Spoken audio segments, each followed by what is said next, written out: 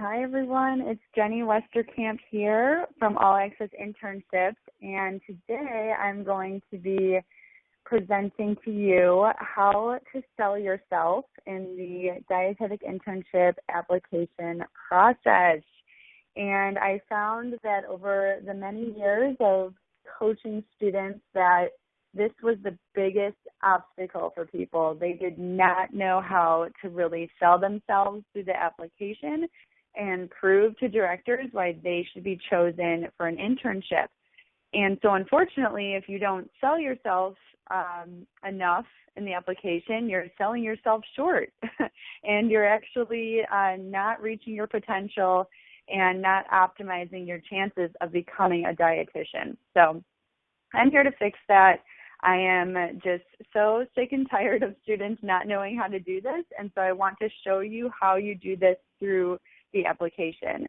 And it's really pretty scary because only 49% of students that applied to dietetic internships last year received a match. And so we're seeing that every year that percentage is going down and it's getting more and more competitive, which means it's more and more important to fight that competition and to be able to outsell them, if you will. This might be how you're feeling. I found this on Google a few years ago, and I feel like I've never been able to find a better image to capture how you guys feel. And I think this is probably how I felt as well when I was going through this many years ago, but it's crazy how much stress and how much anxiety is built up during this, and so I'm here to really try to calm you down. So my name is Jenny. Again, I am the founder of All Access Internships, and I have been doing this now since, 2008, when I was a senior in college at University of Illinois, and I was going through this whole process myself, thought that even at the time, there was no resources, there was no help besides my advisor, and I realized that needed to change. So fast forward, and All Access has really grown and evolved to meet the needs of dietetic students and really give you guys everything you need to get through this really stressful step in your journey to becoming a dietitian and changing thousands, if not millions, of lives someday. I'm here to really just guide you through this process. There's coaching videos on my website. There's, free webinars that I'll do. There's resources, downloads, so many things, and things on social media as well, Instagram and Facebook and Twitter.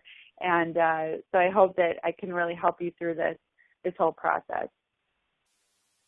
Just focusing on today, though, the goal is, again, telling you and showing you how to sell yourself in the application process. Here is my mantra for this whole chapter of your lives. It's if you don't tell them, they will never know. And the reason I came upon this mantra and really landed here is that when I was talking to coaching clients, I was on the phone with them, they sent me their resume, they filled out some background information, and we start to talk just about their experience and, all their different accomplishments. And eventually, just through my interviewing them, I was able to dig out all of these things that were so impressive and, so valuable for their application that they had never told me on their resume or on their, their background form. And I realized, you need to understand that directors aren't going to magically know that you're a leader, or they're not going to know that you're a team player, or that you got a promotion at work, or you had this awesome Employee of the Week award, unless you tell them. You have to tell them, and that's the core of how you sell yourself.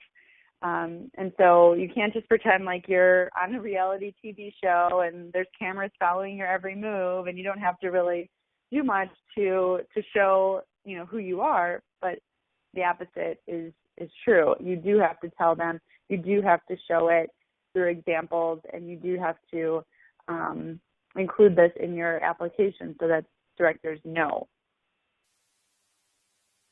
We're going to start with just going through each main section of the application and tell you in each section how to sell yourself and, the strategies that I use as coaching clients to really transform their application. The first section, which is going to be pretty short, which is finding your perfect fit and knowing what internship to apply to that makes sense and that will help you, create this application where you can really line up with your perfect fit program. You decide which internships will really help you reach your professional goals. Something I want to point out, so all dietetic internships, they really have kind of this core backbone that is the same, meaning, you have to meet certain competencies no matter what dietetic internship you're going through. And so that means having clinical experience, having food service, having community, and then a couple other things like school and pediatrics, and, there could be some electives in there. I always say that every internship is like the same cake, but each internship has its own type of frosting, if that makes sense. Of course, I'm using food as an analogy, but I do remind students that the programs are not as different as you think. I mean, they're at different places, but there's kind of that core requirement that every internship needs to make sure the student has, so you are going to see a lot of similarities. There will be that frosting that's different, and that might be in the concentration that they have or in a unique project or experience, and that's all good. So when you're searching, you just want to figure out and make sure that when you think about your goals as a dietitian, will this program allow you to reach those goals? It doesn't have to be exact, though. So let's say, for example, you want to become a sports nutritionist. And so you find this internship that doesn't have a sports rotation. However, it might have outpatient counseling, or it probably definitely has outpatient counseling, and you can then relate how, having that outpatient counseling experience in the internship would align with your goal of counseling athletes someday as a dietitian. So you just want to make sure that it lines up in some way and matches with your goals. The common mistake here is, let's say it's something like pediatric nutrition is your goal, but then you're applying to a VA hospital where it's all mostly older people or the elderly, and you're not getting that pediatric exposure really at all. And so then at that point, there is the need to try to find another program that would more align with your goals. You can take that a step further and you can say, you could have experience in your interest or in your goal area. So we'll go with sports nutrition. You've worked under a sports RD as an intern. You're now interested in sports nutrition as a career goal, and this program offers you sports nutrition, maybe at a wellness center or maybe at a college campus, with the sports program. So that all lines up, and that's a beautiful thing. You need to find those programs that you can create that sort of alignment with and be able to easily explain then in your personal statement, okay, this is why it's a perfect fit, and you'll know that it is if you can come up with those reasons very easily. Okay, so that was the finding your perfect fit. I didn't spend too much time on that, but really you're just trying to make sure that you are aligning yourself with the program, and we'll get more into that in like the personal statement that you write for your application. The next section is the resume, and I love the resume because I think it's really fun to create this highlight reel of your professional career so far. And I know some people think that it's more of a play-by-play, meaning they have to put every single thing on there, or some people, go the other direction and they don't put enough on there. And so just being able to find that perfect balance where all the content on your resume really sells yourself and, it's not too much and there's not too little in order to do that. I have 7 strategies that I take coaching clients through that I'm going to take you through with the resume. And so we'll start with the first one, and that is prioritizing your content. I think this, leaning back to just the point that I just made about having too much or too little, I think you do want to look at this as a quality over quantity type thing. So how can we get all delicious salads on your resume as opposed to cookies, low calorie, high quality type foods? That would be the best way to go. Again, I cannot stop myself with food analogies. I don't know how to stop. Okay. So we're prioritizing your content here. We're thinking what sets you apart. Something like language skills would be awesome if that's something that's different, or studying abroad, or, obviously your different experiences are going to set you apart. And then making sure you focus on the minimum requirements. If the internship has, 1,000 hours of volunteer experience is required, then you're making sure that that's on there. And focusing on skills that are related to the internship. I have a lot of clients that, let's say they're waitresses or waiters at a restaurant, and I always say, you can relate that to the internship because of the customer service, because of the, setting or prioritizing your tasks, and also food service, okay? So you can tie that into dietetics, the same with, let's say you're an office assistant or, something that maybe isn't in dietetics, but the skills itself are related in some way. You can include volunteer positions. Some people only think they can do paid experience on the resume, but you'd want to include even unpaid experience, especially if it's dietetics related. Then you do not want to include any hobbies. Some people like to include just personal interests, and that's not suggested for the resume. Same with objective, which is people like to start off the objective is to get a dietetic internship and become a dietitian, but you really do not need this because your objective is very clear through the application. The objective shows up on resumes when people are just handing the resume to an employer. That's all they're giving them.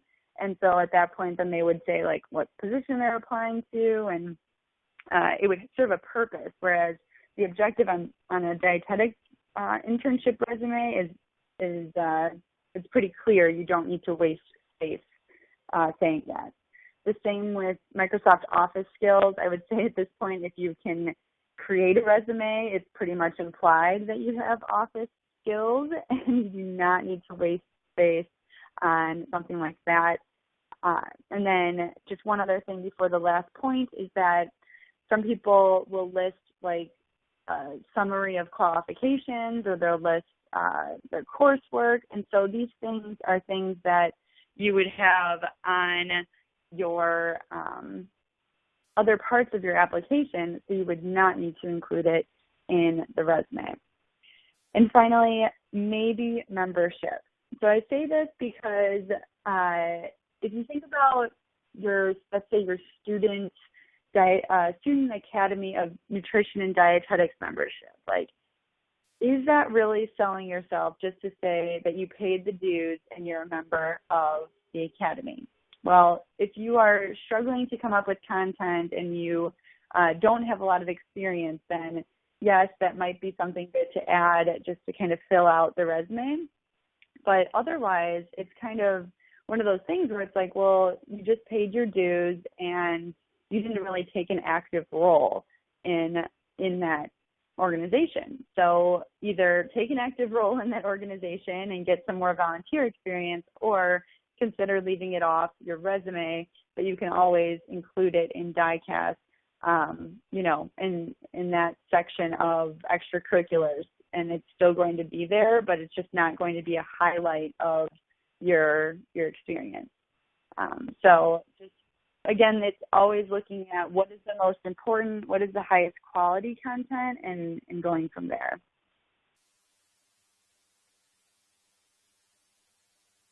The second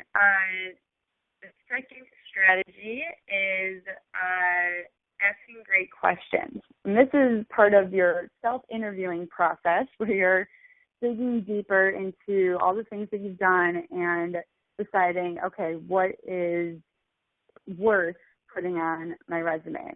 So you want to ask yourself, what did you do that another applicant didn't do?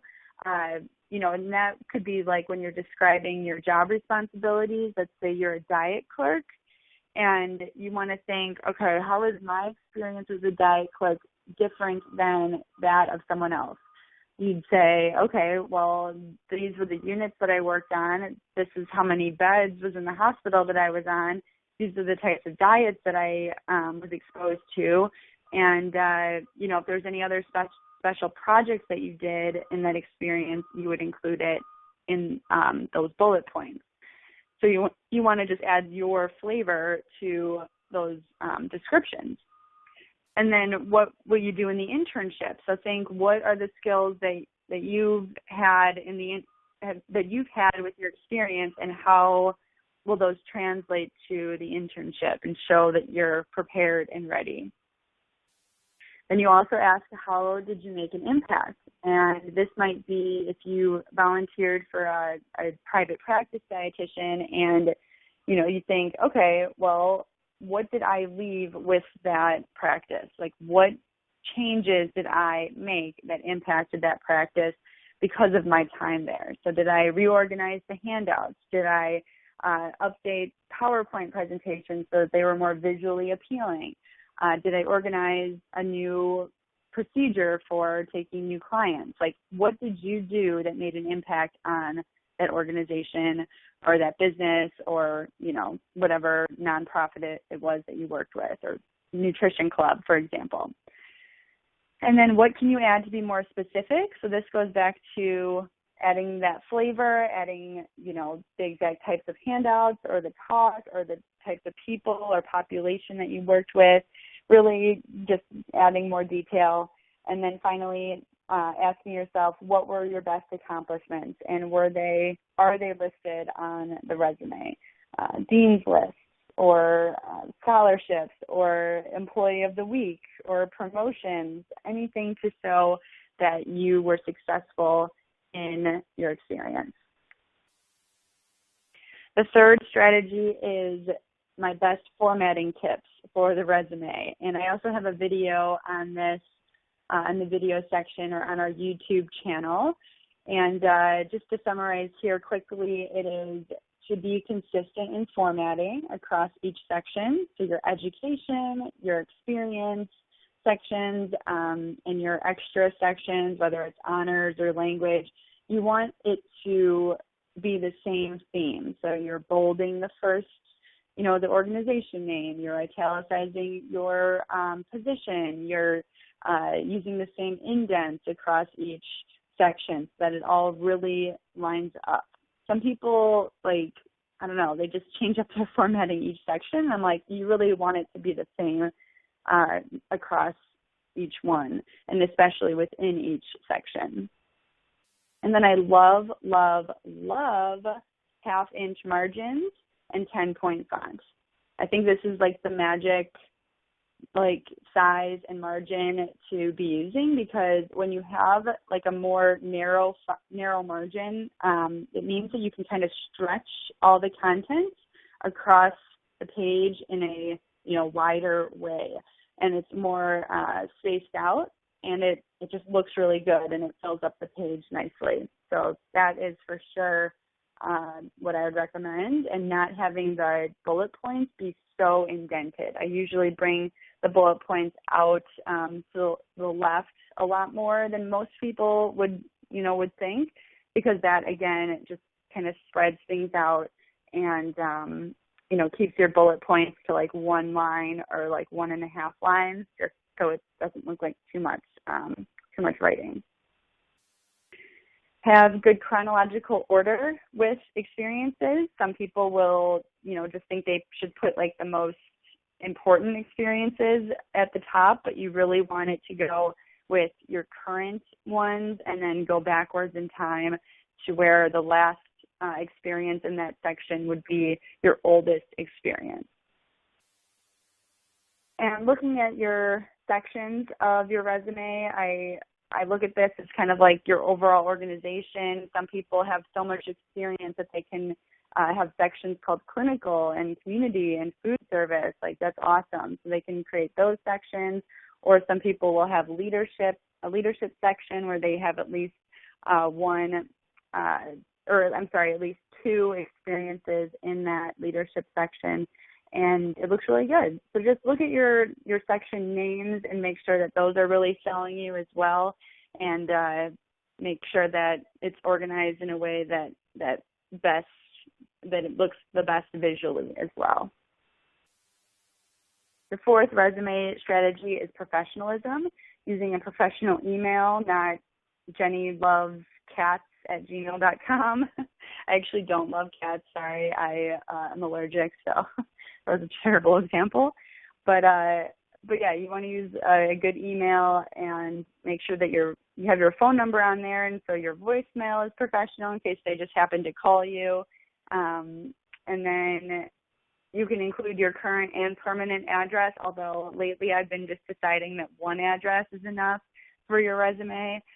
You can include a website or your LinkedIn profile on there if it looks good, and if you have spent some time making sure it looks professional. And then change your name on Facebook. There are directors that are absolutely Facebook searching applicants, and so either change your name, take off your last name when you are applying, or put your whole profile on private, and they can still see your profile picture and your cover photo. So you'd still want to change that as well if you decide not to change your name. Oh man, yeah, professionalism is huge. Number 5 is 5 skills to focus on. These are my favorites. Communication, whether it's written communication or oral communication. Leadership is huge. Technical skills, like different diets that you worked with or programs that you use. Interpersonal skills and teamwork. So you're thinking, when did I show all these things in each of my experiences? And how can I show that it was an accomplishment versus a role? This goes into just really making these bullet points stand out when you're talking about, let's say, that diet clerk position.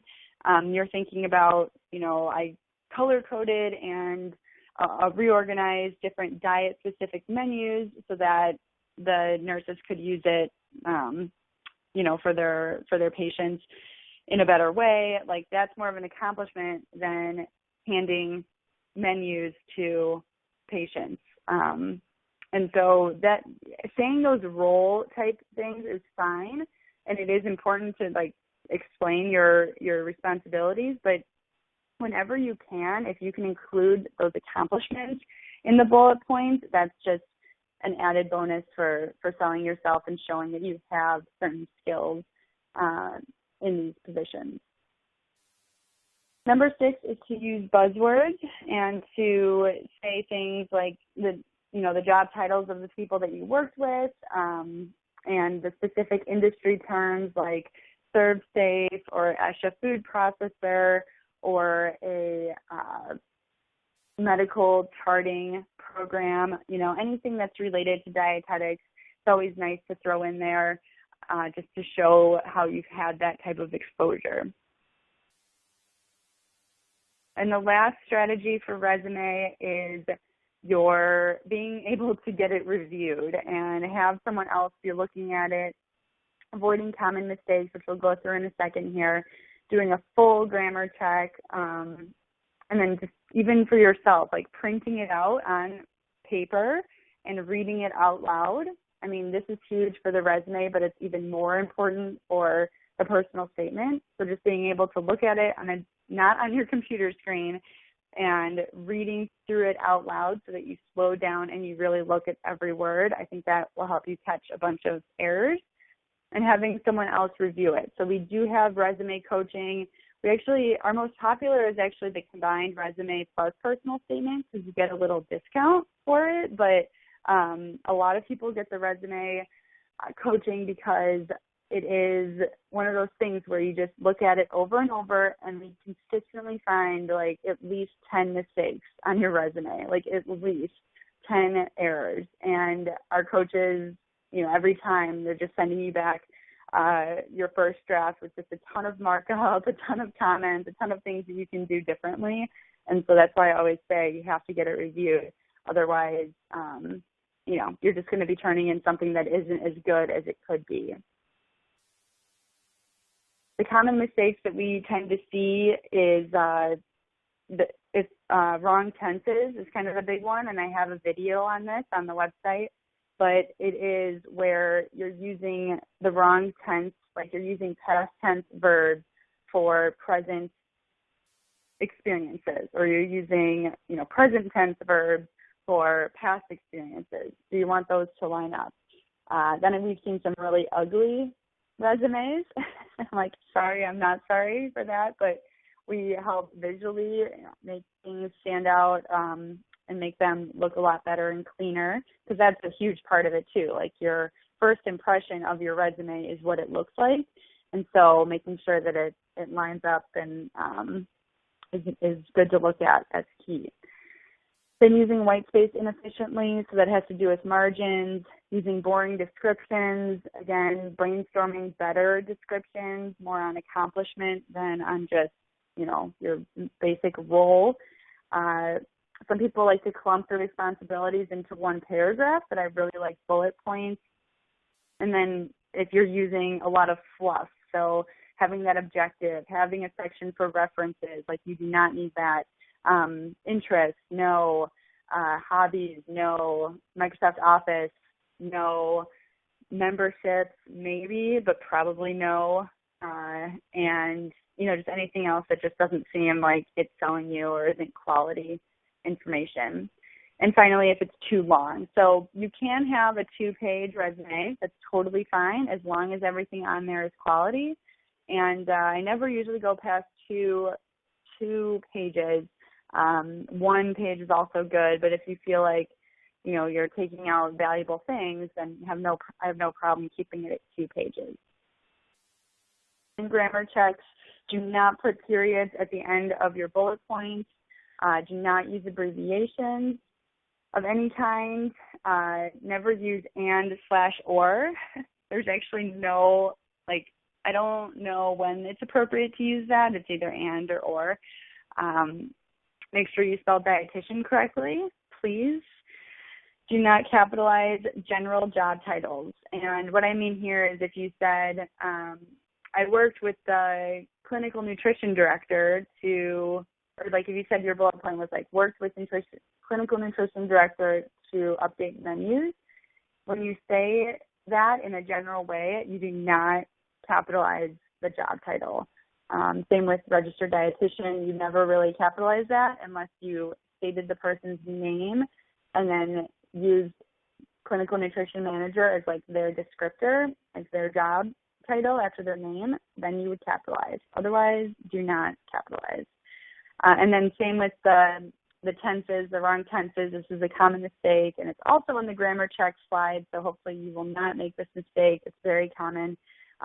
Making sure that you're using past tense verbs in past jobs and present tense in present jobs. All right, personal statement. This is the juiciest of them all. This is the most popular coaching package. People tend to have the hardest time selling themselves in the personal statement, and it's one of those things that we just have to get over. We have to use the personal statement to its full capacity. And so I'm going to share now my, recipe for how I put together the personal statement. We have these 4 questions, actually 5 questions, that DICAS is asking you to answer. So why do you want to enter the dietetics profession? Discuss experiences that have helped prepare you. What are your short-term and long-term goals? What are your strengths and weaknesses?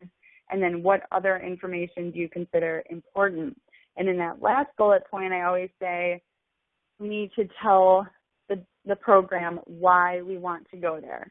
Okay, so that is your what other information. It's why you want to go there. So the personal statement, you are able to upload multiple personal statements. You should not just have one. So DICAS will let you add entries and assign those entries or those personal statements to different programs. The program A will only see your program A letter, and program B will only see your program B letter. You just have to name them when you're in DICAS, and then in that final step when you're applying, you designate which letter you are using for that program's application.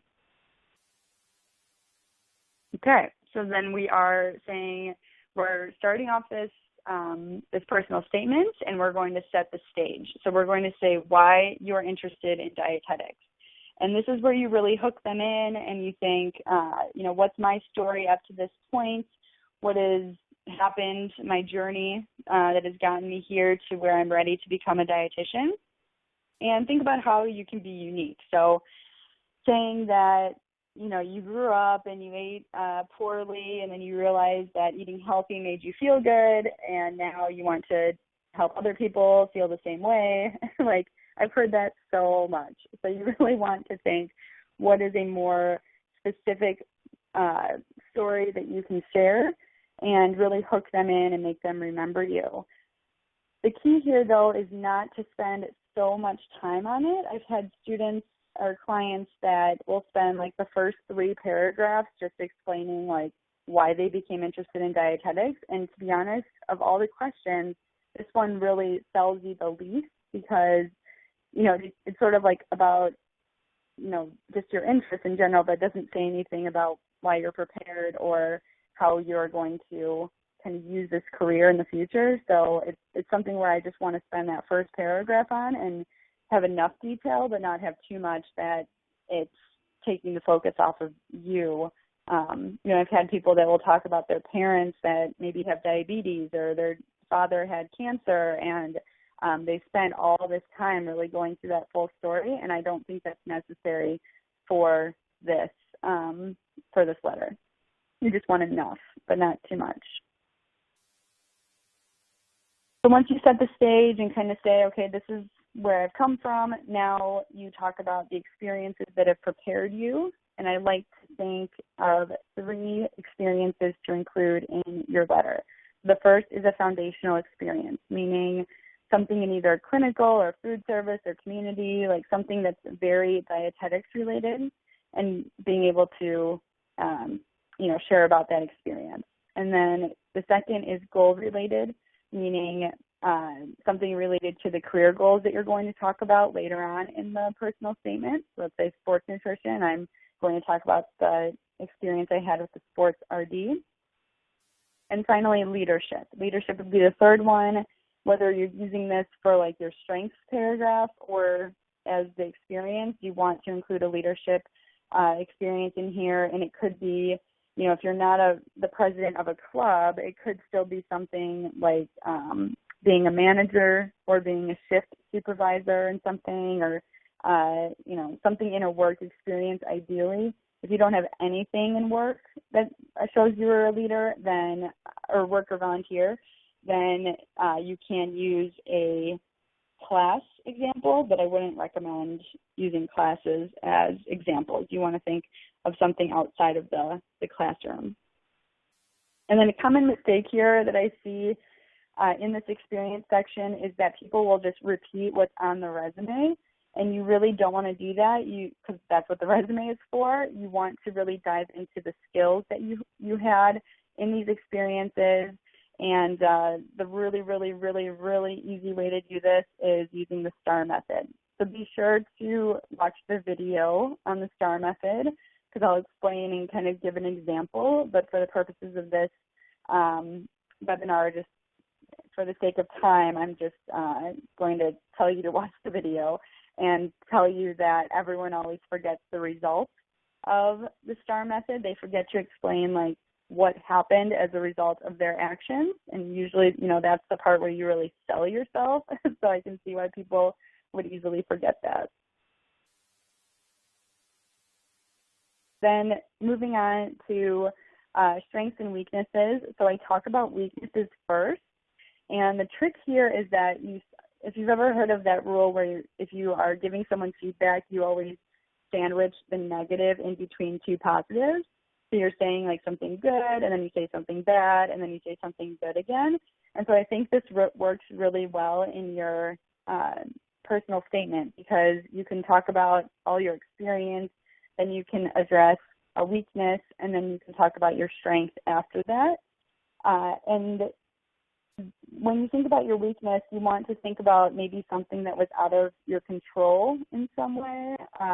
Not so much that you're giving an excuse, but more so that you are, I guess, just explaining a discrepancy. And this sometimes has to do with a poor semester where, hopefully this isn't the case, but if, let's say, you got really sick one semester or you had a family issue or something, you can explain that and at least say, like, why that was not a usual thing. Like, that was something that was out of your control, and you were able to kind of show that outside of that semester, maybe you had a 3.5, or, you bounced back from that and figured out a way to increase your grades after that.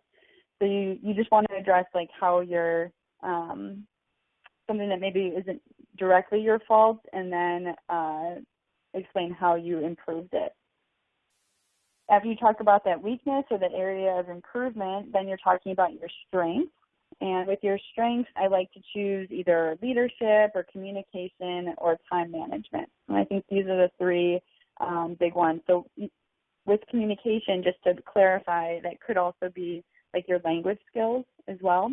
So how well you communicate in other languages is to be a great strength to highlight.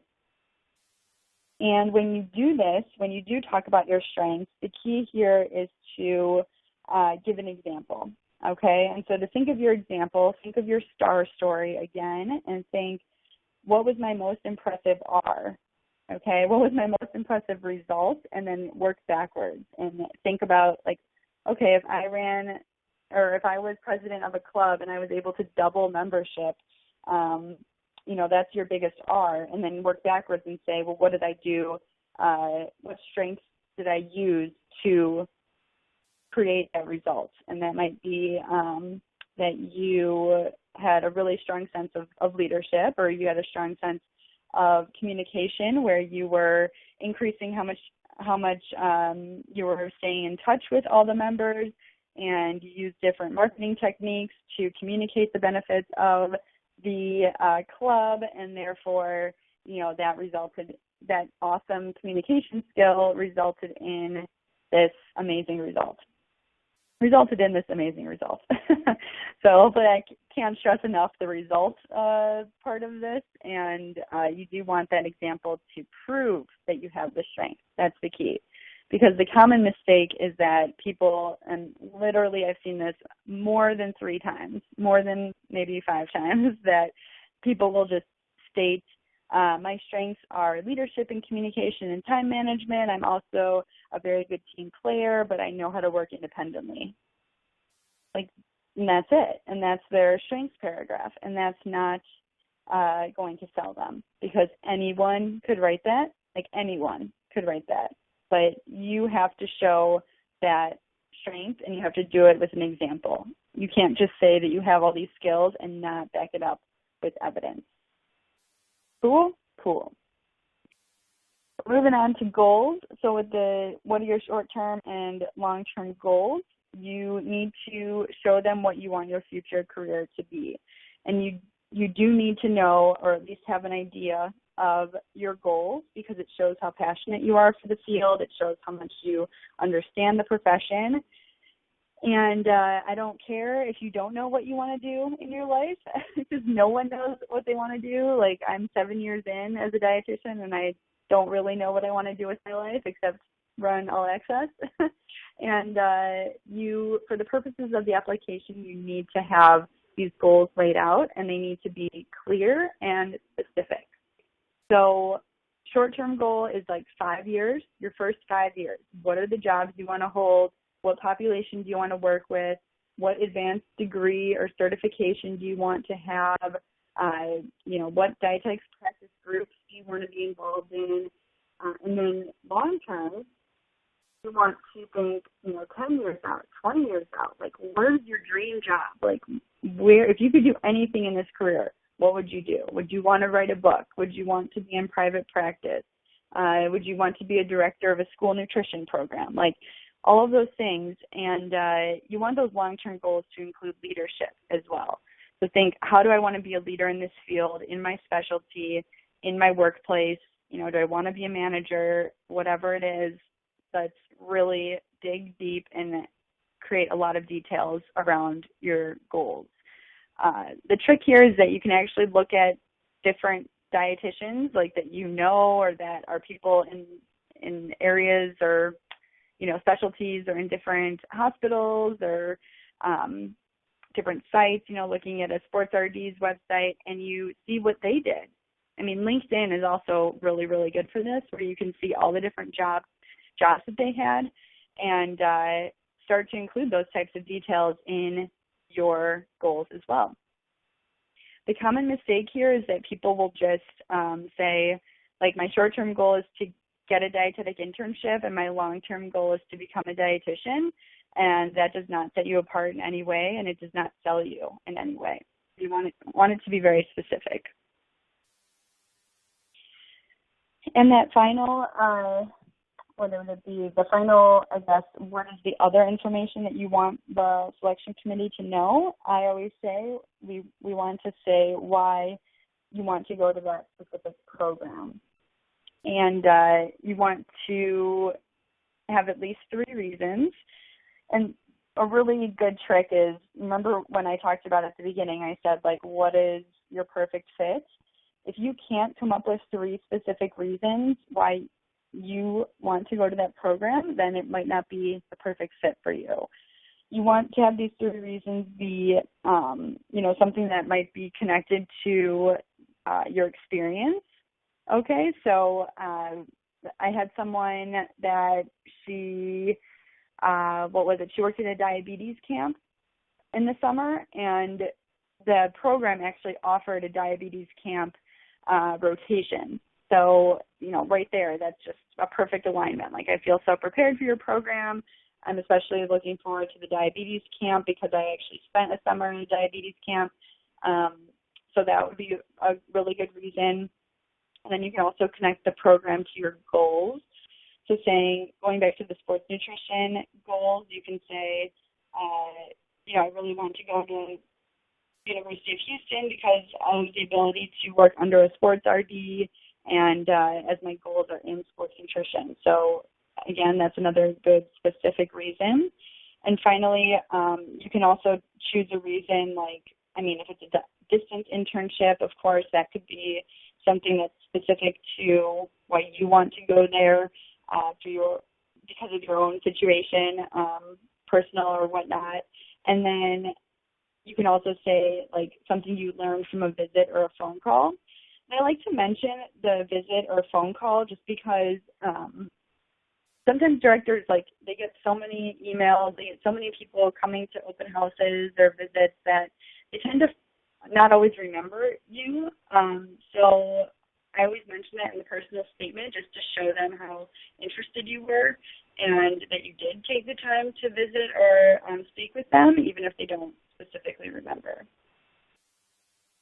And really the goal here is just to show why you're the perfect fit and kind of use this as your conclusion paragraph where you're saying, listen, I've come this far, I've had these types of experiences, these are my goals, and they match perfectly with your program.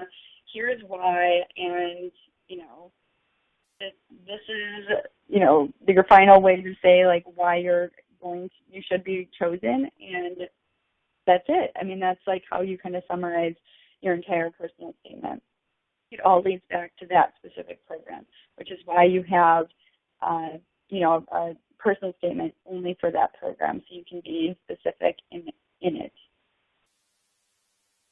Here's some extra tips on the personal statement.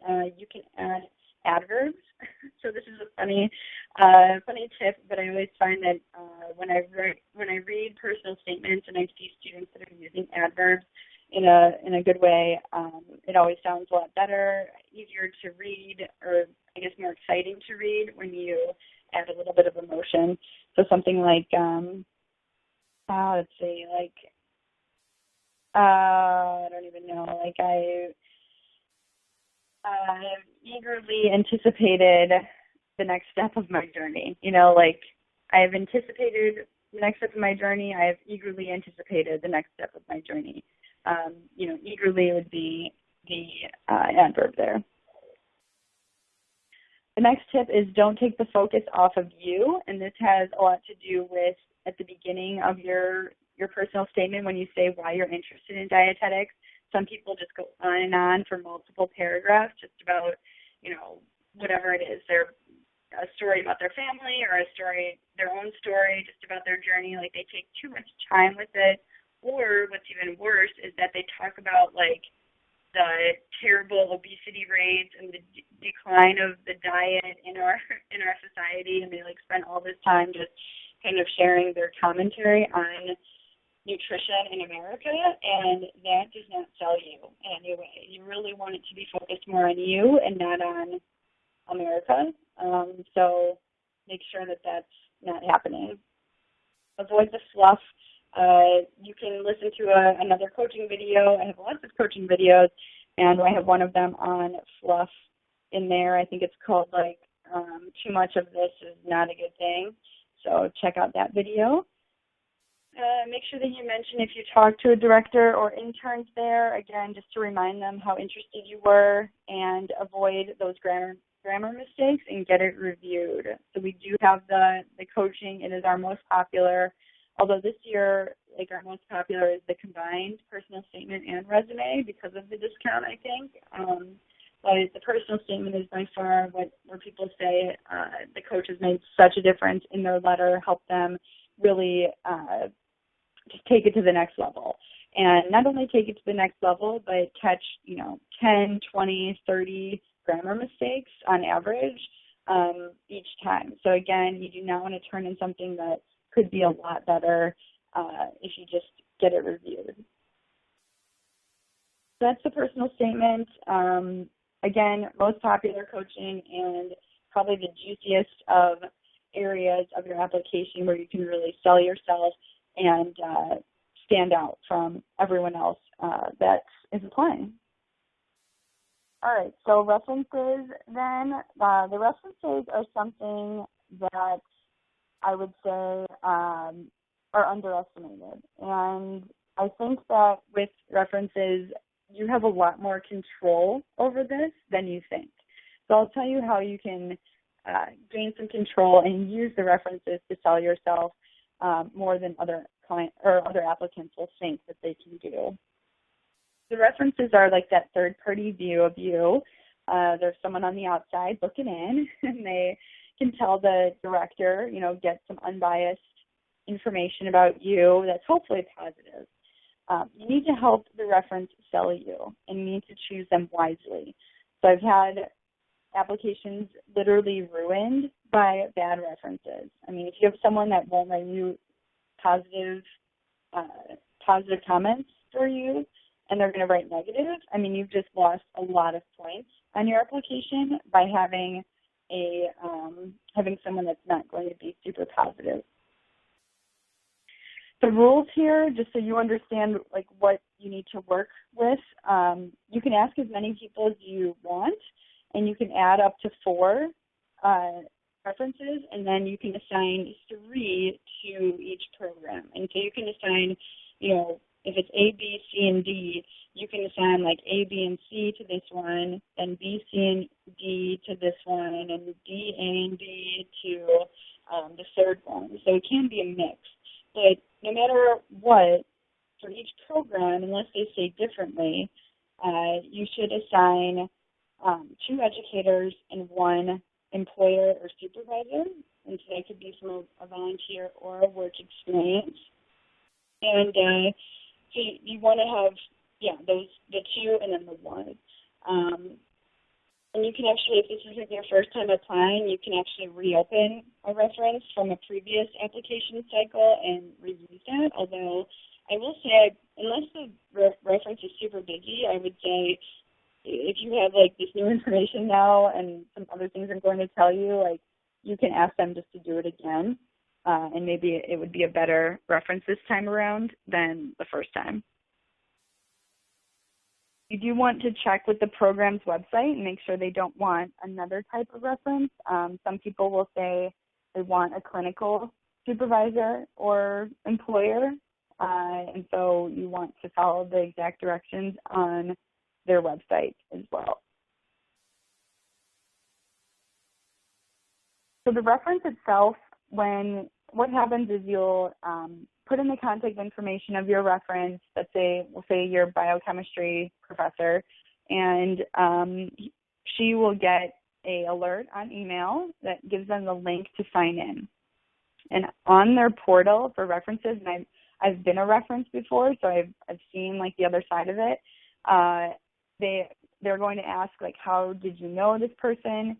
How long have you known this person? So knowing someone for longer looks better, although it's not required. It just is a nice thing because they do ask you how long that you've known them. And then the reference is going to rank you on like 20-ish different skills or areas of knowledge.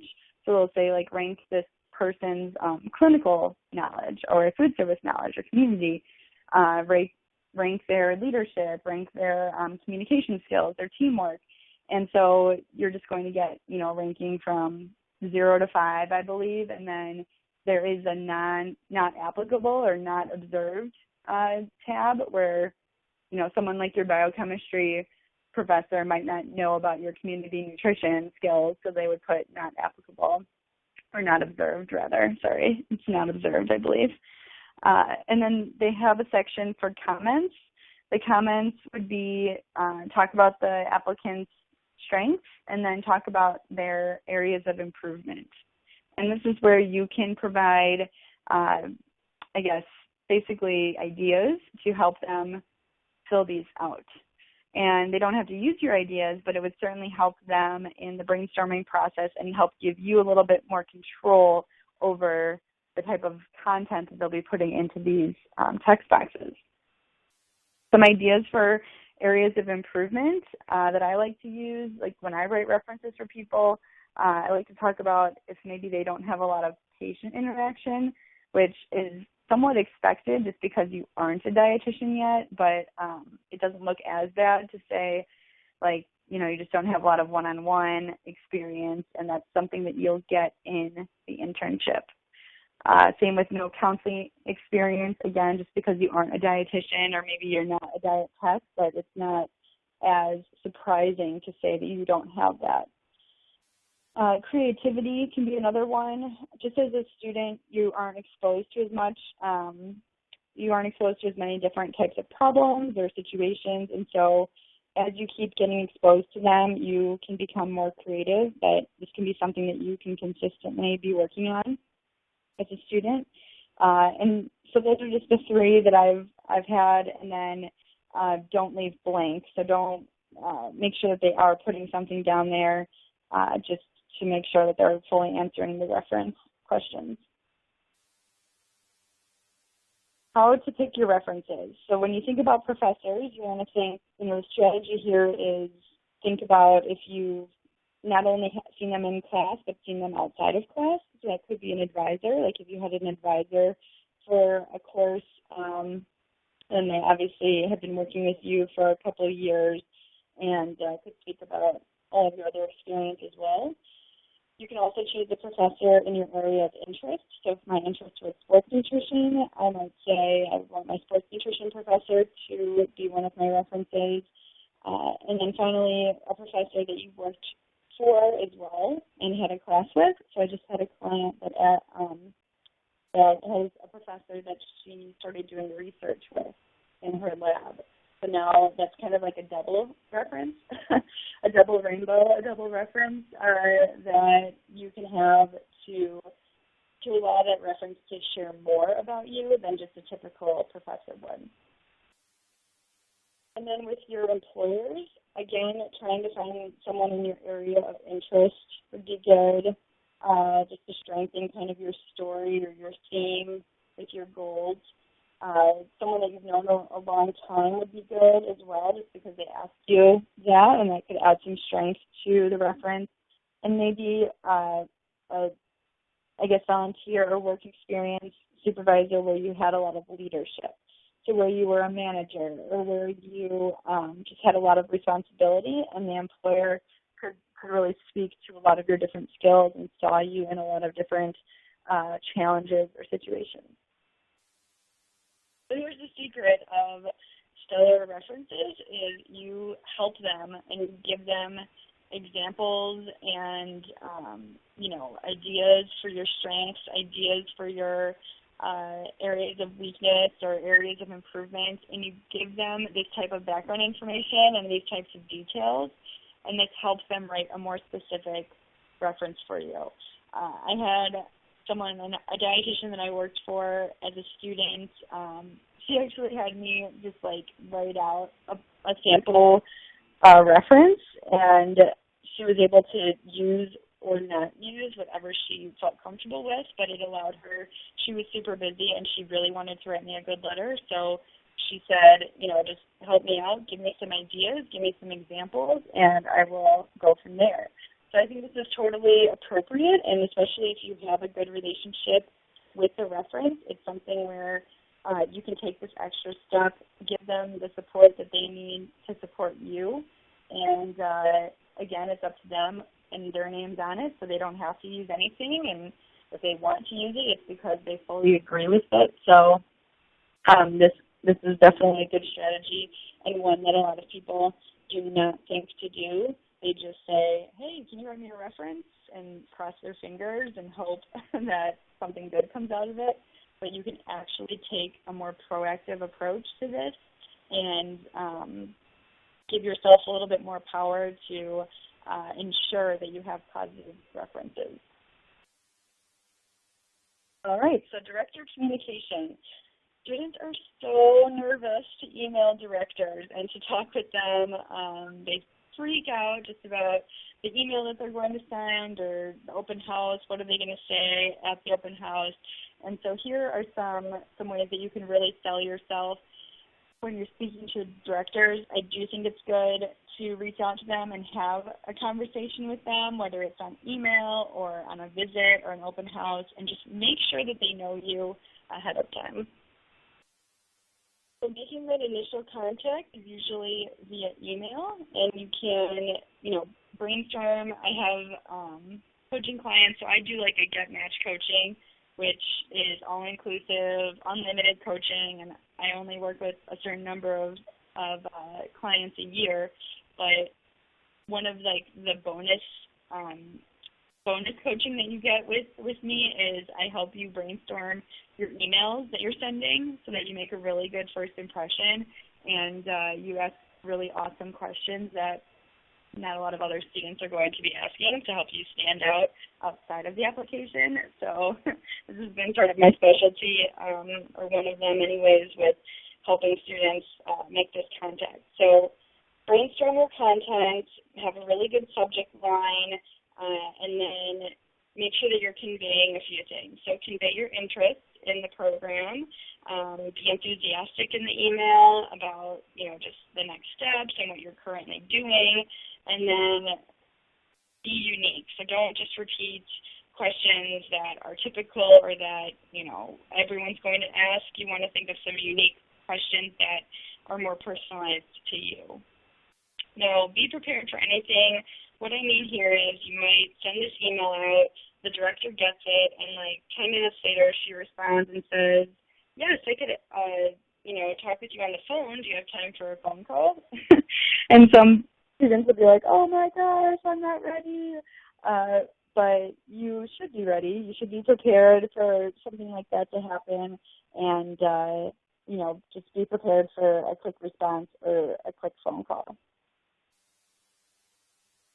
You can also think about setting up a visit or going to an open house, but if there isn't one and they do take personal visits, I would definitely recommend doing that.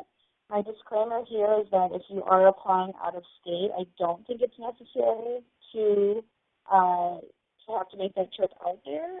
I mean, it's nice to do that, but it's not like make or break. I applied to all Boston programs and like one Chicago program, and I'm from Chicago, so I didn't visit any of the Boston programs, and I got into Massachusetts General Hospital. So a visit's not necessary, but let's say you are in the area and you want to set up a visit, then usually it's setting it up at least 2 weeks beforehand, if not more, and then asking over email as well, asking if you can talk on the phone just to hash out the details of it all would be better. And the director will be able to guide you on, you just say, like, I'd love to set up a visit. Would you prefer to set up the details via email or phone? With open houses, there's a lot of strategy involved here, some things that you might not think to do, but with the open houses, what happens is usually it'll be like 30 or 40 people maybe that will attend the open house, and you might not get any one-on-one time with the director unless you try to have one-on-one time. So I always treat this like a in-person meeting where you're dressing up as if it were an interview, or at least, maybe not a student, but at least a really nice top and nice sweatpants or skirts or a nice business dress. So just always making sure you're not underdressed for the open house. And the key here with open houses is that you should arrive early and you should stay late. And, not to the point that you are a burden for coming so early or for leaving so late, but early enough or late enough that you have that one-on-one time to ask individual questions and to make a connection with the director or even the preceptors when you are there. I think this is huge, and there's almost no point in going to an open house unless you can have that individual connection. Because, yes, you're going to get valuable information about the program through the open house, but the key is to have that director communication. And then the other trick here is to say your name to the director at least twice during the encounter. So you can say it at the beginning and you can say it at the end in a way that's obviously not awkward, but in a way that will help them remember you and remember your name. And finally, if you can't attend an open house for whatever reason, you should still reach out to the director and say that you wanted to go and were unable to, but is there a way to set up another meeting or to have a phone call just to have that communication? When you are at the open house or you have that phone call or you send that email, you want to be sending some really great questions and have them be well thought out, and make sure they're not on the website already. So you obviously get some of the basics down. You're reading every single word of the program website. What are their mission and goals? What is the length of the program? Is it full-time or part-time? How is it structured? And make sure you have all the basics down. And then when you are thinking of questions, think of things that are related to you. An example, I keep going back to sports nutrition, but an example of this would be, if they have an elective rotation and you want to ask, I have this great relationship with the sports dietitian and I've been working with her for 6 months. Would I be able to complete my elective rotation with her during the internship? So that's a question that no one else can say. only you can say that question, and that's like your test. Your test is, did I add my own personal information into this question, and is it something that only I can ask? Another one might be, let's see, so let's say you have a great interest in pediatrics, and so there's a pediatric rotation. So you'd say, one of my career goals is to work in pediatrics, possibly start a childhood obesity program someday. With your pediatric rotation, I'm curious, what is the level of responsibility that the intern has in this rotation? Is it something, like what is an example of a task or activity? Is it more observing or is it more hands-on? And so that kind of tells the director, wow, she's like really interested in pediatrics and she's really interested in getting as involved as possible with the pediatric rotation. And so that just looks really, really good. A question not to ask would be, how many hours of homework should I expect each week? Because the director is going to be like, listen, you're going to work hard during this. Like, don't ask how much homework you're going to have. Like, that just kind of shows where your priorities are and what you're like dreading in the internship. So don't ask how much homework is involved, please. The only thing might be that you could ask, like, for financial reasons, you are looking into a flexible part-time job and wondering if this is something that they would advise or not. And that might be a better way to explain or to get a gauge on how much outside work there is. Other ways to show interest, besides the visit or the email, is that you can meet with an intern or meet with a preceptor, or you can attend a class with a current intern. And these are things that you can ask the director as a way to show, like, you want more information and want different perspectives, and then make sure to mention any of these conversations in your personal statement to show, again, to, like, keep reiterating how interested you are in the program. For follow-up after a meeting, definitely send a thank you card. If it was a meeting or an open house, I think with a phone call, you can just send an email as a thank you, but for anything else, a handwritten card would be great. A little bit less. If you have, like, terrible handwriting, then you can type a letter. And email would be okay, but just for more if they answered their questions on email or maybe on a phone call. You say in the card, like, why you're thanking them for their time, for, showing you around, for holding the open house, whatever it is. And then you say something specific, especially if you were able to have that one-on-one time. You could say, thanks for, speaking with me before the open house. I was glad to hear whatever. Then you can say anything I forgot to mention. I just had a client, they could say that the director advised them to get research experience, and so in the thank you card, they can say, like, thanks for mentioning my research experience. I was actually able to get that at a lab this semester, and so I'll be able to, take you up on your advice. And then finally, that you're looking forward to applying. That's just a really great way to wrap it up and just to reiterate your interest in the program. So it's important to follow up there. That's director communication. That is something you can do outside of the application to really sell yourself, to use the open house, to use the email, to use the phone call to your advantage, and to be plugging in little selling points anywhere that you can.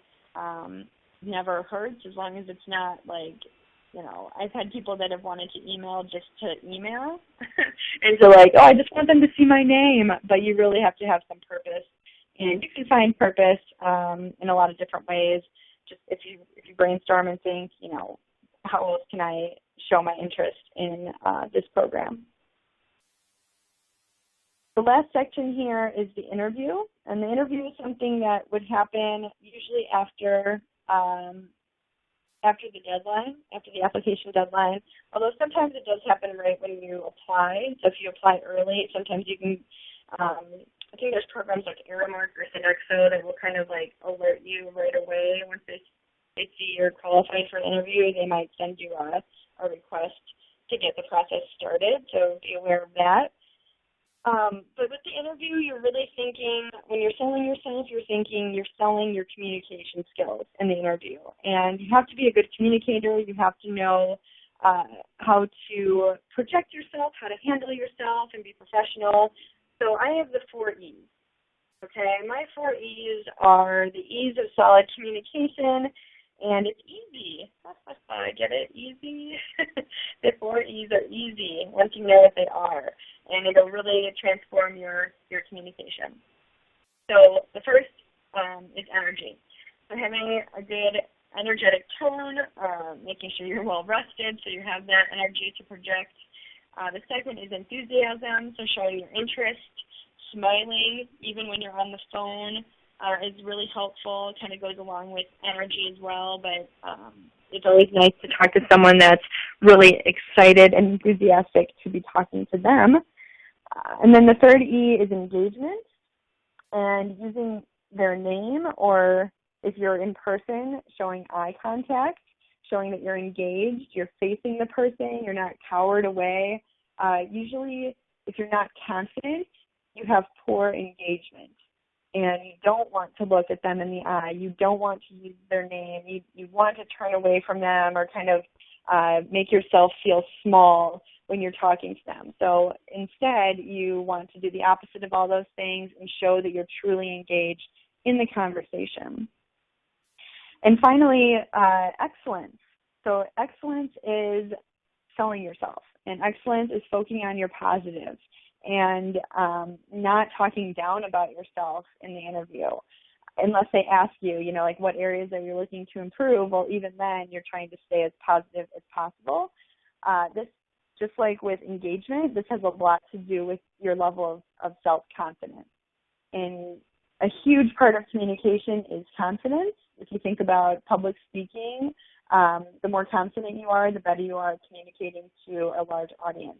So even in these one-on-one situations like the interview, you have to practice this. You have to be as confident as possible. There is an amazing, amazing TED Talk, which if you go, I think it's called like The Art of Body Language. It's from a TED Talk, and it's body language. If you can just Google search that, I'm sure you'll find it. But I do a lot of public speaking, webinars, maybe getting up in front of 400 people, whatever it is. And this TED Talk really helped me prepare for that. And it showed what you can do to basically, through science, scientifically proven to increase your confidence and improve that excellence and engagement and enthusiasm and energy by doing a couple things like the power posing that she talks about, and a couple other things to project your confidence and be a better communicator. So I love that. Definitely watch that. But overall, these 4 E's are super important because in the interview, it's not even so much what you say, but it's how you say it. Okay? Like, it's hard to really answer a question wrong in the interview, but it is hard to answer it in a way that shows these great communication skills. So remember these 4 E's, practice them, and you will immediately become a better interviewer without even changing your answers. You can prepare for the interview, do your research. Usually it might be like a few weeks since you applied, so you want to refresh yourself on the program, prepare at least 3 questions for the interviewer, and practice at least 20 questions out loud, like at least.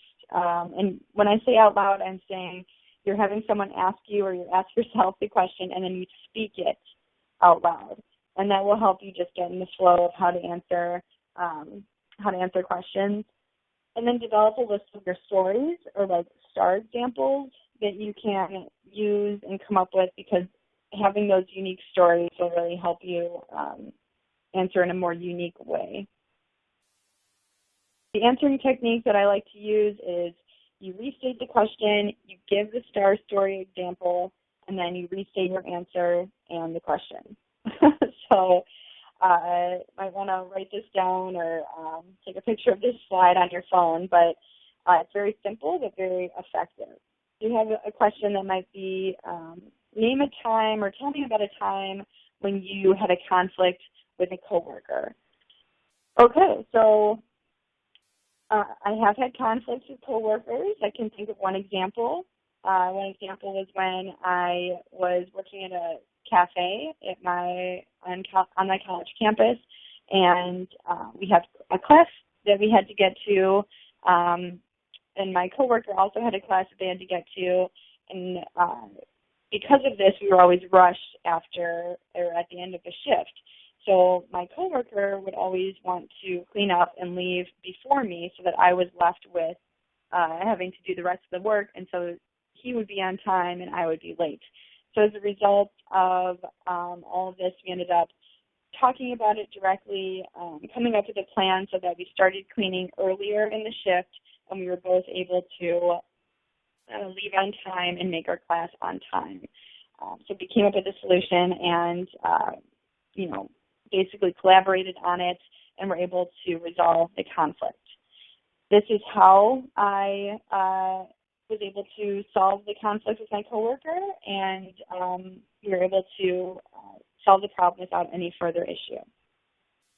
So I received the question right at the beginning. I gave my situation, the task, the action that we took to resolve the conflict, and the result, which was that we both got to class on time, and then I restated it at the end.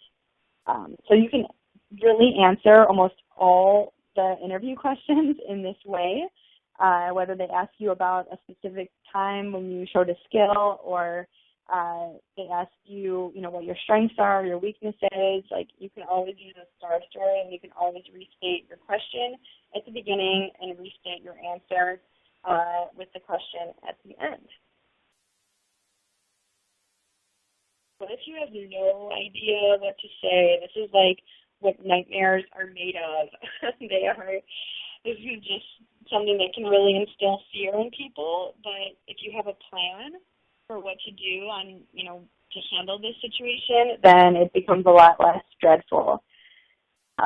When you are asked a question and you can't think of what to say, you can always take some time, don't rush and freak out and say, I don't know, you can think about it, and you can ask them, I'd like to think about my answer. Could you please come back to this question at the end of the interview? So that's totally appropriate. And then in between questions, you can be saying, or thinking, what are some things I'm going to say to answer that question later? But if you really don't know what to say, then you can kind of answer it like this. So I'll first say an example. Like, let's say, there's questions that are like, name a time when you had a conflict with the manager. And like, oh, shoot, I can't think of, anything that would be appropriate to say. Let me just, have them pass on that and come back at the end. Like, that's fine, because there's an answer. You just can't think of it. But there's an answer that you should come up with. And then if there's something that has more of like a black and white answer, like, what drug, or like what does metformin do? Okay, like what if they ask you, like, what would metformin be, involved in, or like when would you see it in notes, in like a medical chart? And so this actually has like an actual right or wrong answer, and this would be more of a Dietetic related one. So if you really don't know, like, I wouldn't suggest guessing. I would just answer it like this. So I would say, I understand why it's important to know drugs and to understand, the type of people that would take these drugs and what their indication would be and their nutrient interactions would be. But unfortunately, I don't know, what metformin is used for at this time. And this is a very graceful way of just saying, like, I have no idea. But it also explains, like, why you understand that they're asking you, and it shows kind of your maturity in just gracefully getting out of it without having to cause a scene or overreact to the fact that you don't know, or to guess, because guessing is, I mean, if you really don't know, I mean, there could be an educated guess, yes, but if you really are just blindly guessing, then I would not recommend it. I would just say, this type of answer. You should have questions for the interviewer prepared, have at least 3, and make sure these aren't available on the website. So the questions, again, are a time for you to inject your own personal details and have it be more specific for you rather than just general questions. All right, so a final thing or final point, I guess, on the communication style is making sure that your answers are very crisp and clean. When I'm mock interviewing clients, I think the worst thing ever is how they end a question, or how they end an answer, rather, to the question. And they have this thing called the so yeah syndrome, which I did a coaching video on this on our YouTube channel, so definitely watch that.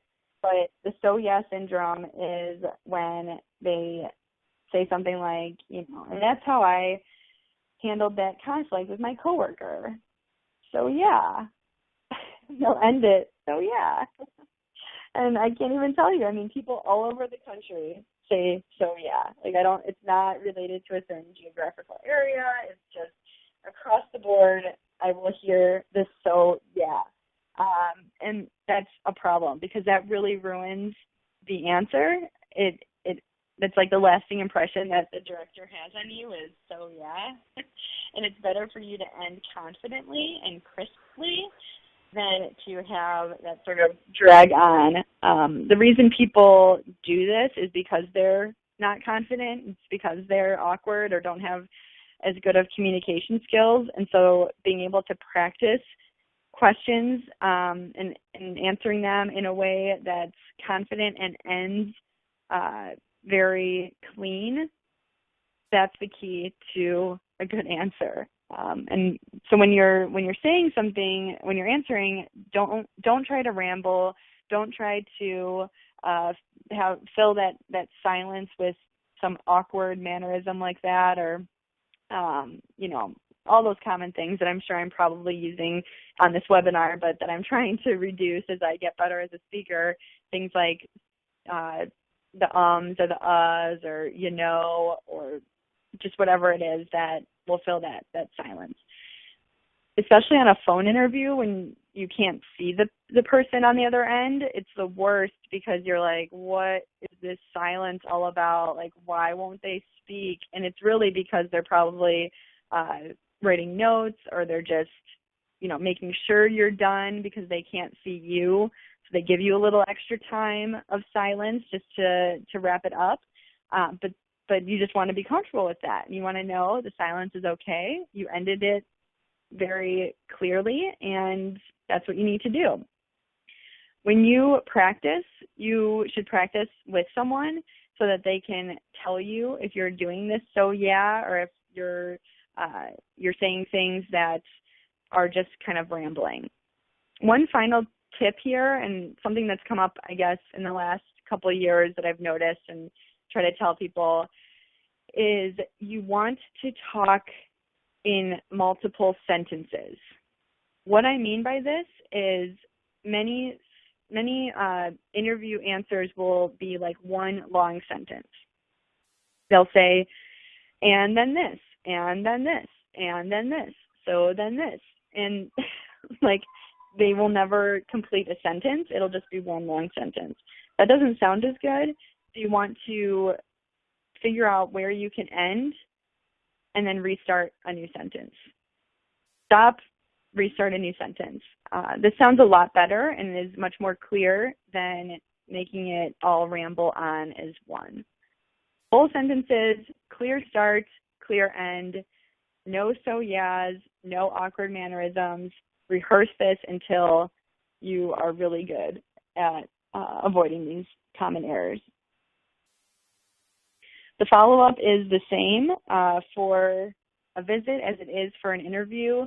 So you're sending a handwritten letter, and, with the timing of the interview, I think what's important is that you're conscious of the timing and the timing of your follow-up.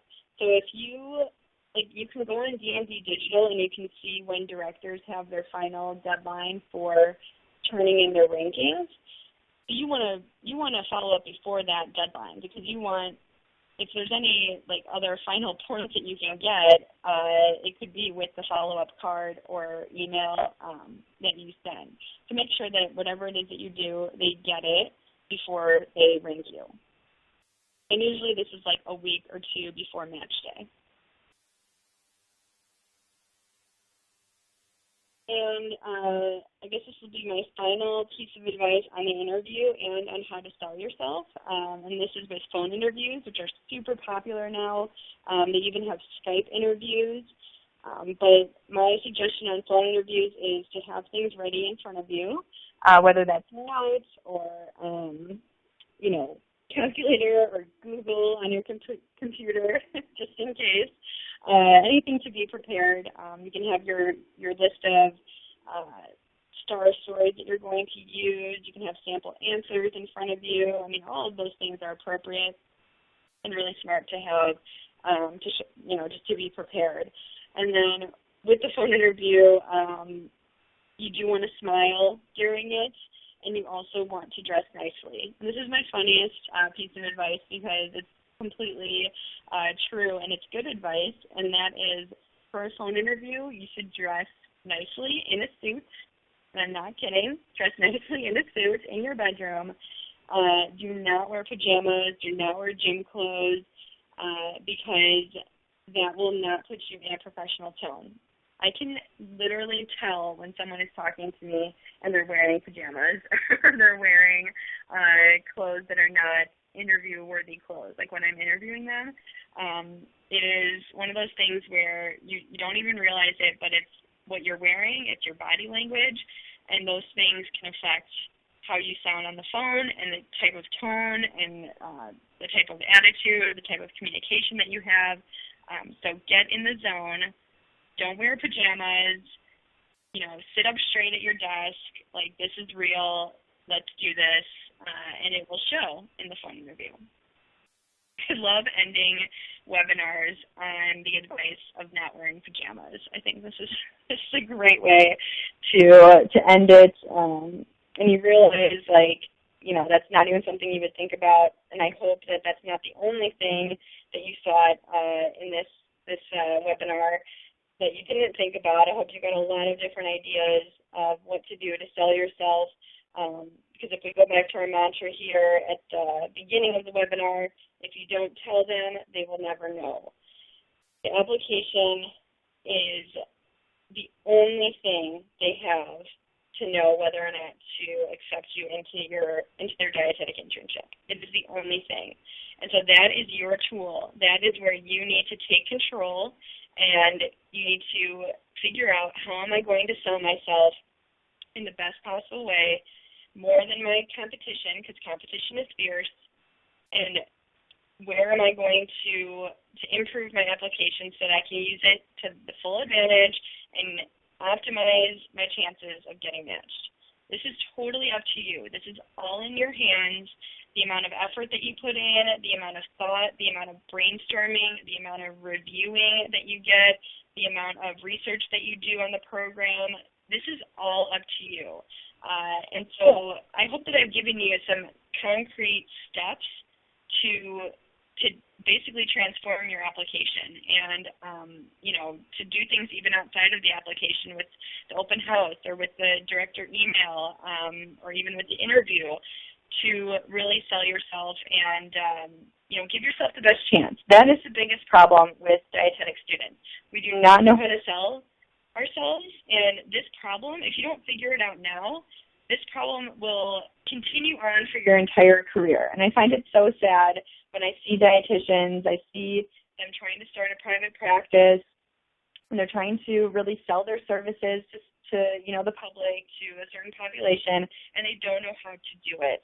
They don't know how to market themselves in a way that gets people to want them. You want that dietetic internship, and you want that internship to want you. And so the key is to market yourself to them, to sell yourself to them. My goal is that these skills, no matter what happens, whether or not you become a dietitian, I hope that you can use these skills in your life and in your career, no matter what it is. And I mean, this is near and dear to my heart because it just kind of drives me crazy and makes me so sad to see even dietitians that don't know how to market themselves because they're now limited in the amount of people that they can help. And so if we can learn how to sell ourselves in the application, then you'll know how to do it when you become a dietitian, and you can help even more people because of this precious, precious skill. So again, those are all my pieces of advice, and because this is a recorded webinar, and because you paid the fee, you're eligible to email me questions related to what I've said in the webinar, and so you can email me Jenny, Jenny, at allaccessinternships.com, and I can definitely clarify for you or point you in the right direction of the answer to your question, and hopefully help you crack the code and really give you that aha moment, like, okay, I've been approaching this all wrong. Here's how I need to change my approach, and hopefully it'll change the result for you, and you will get matched and be part of that, 51% that do get matched and you become a dietitian. That is my hope for you. My hope is that all your dreams come true, and I hope that you got a lot out of this. So that's all that I have. My final suggestion is that if you do need help, we have Get Matched coaching, which is all-inclusive, unlimited coaching for me. I only take a certain amount of clients each year, and then we have application coaching, which is on your personal statement, your resume, and your interview, our most popular being the combo personal statement resume, which is at a discounted price. And you work with one of our trained coaches. I've trained each one individually to basically guide you through how to sell yourself in your application. Okay, that's it. That's all I have. I know it was a little shorter than promised, but I was assuming that there would be question time, so that will just be taken care of individually via email for those of you listening to the recording. Again, thank you so much for spending time with me today.